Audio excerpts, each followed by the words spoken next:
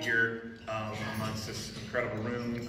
A lot of folks who I've met over the years and folks who supported us, thank you all for your support. I'm Robert Kent, and I'm the Texas State Director for Trust for Public Land.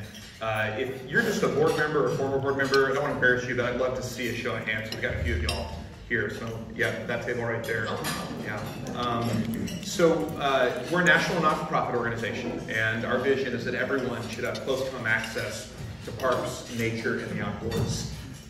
This is an issue that is close to me. I've got a 2-year-old and a 5-year-old. And so, as I was telling my table mate, he asked, "What is your 5-year-old into?" And I said, "Going to the park," as kids are. We're fortunate to have a couple really great parks, just a few-minute walk from our house. But when you think about what do cities need to succeed, what do cities need to thrive in the 21st century, Trust for Public Land knows that parks are an essential part of that equation. When you have parks nearby, you have communities that are happier, they're healthier, they're more sustainable, they're more connected to each other, and they're more connected to nature. And so we really track that in cities by this idea of the 10-minute walk.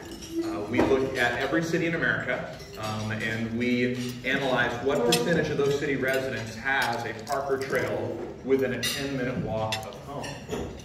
So in Dallas, that figure is 73%. So 73% of Dallas residents have a park or trail within a 10-minute walk home. That is up from 54%. I joined Trust for Public Land 10 years ago now, after leaving Major Jackson's shop at the North Texas Commission back in 2014. And when I got started, Dallas is at 54%. So we made incredible progress over that time period. But today, there's still 351,000 people in Dallas who don't have a park within walk distance of home, including 100,000 children. So again, I've got kids, a lot of folks in here have kids. Imagine if your kid didn't have a safe place to get outside within walk distance of their house. I think that that's just something that we can't live with. And the truth is, we've got a generation of kids growing up today who can't wait. They can't wait 10 years or 20 years because they won't be kids anymore. We'll be dealing with these problems with their kids. So we've really got to take action on this now.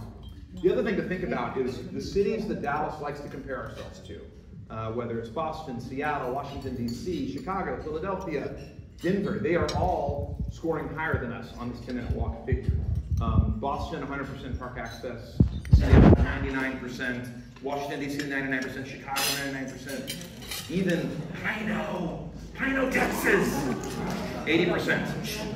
So some people might say, those other cities, they're on the East Coast or they're really urban. There's no way Dallas could do better. Well, that's not true.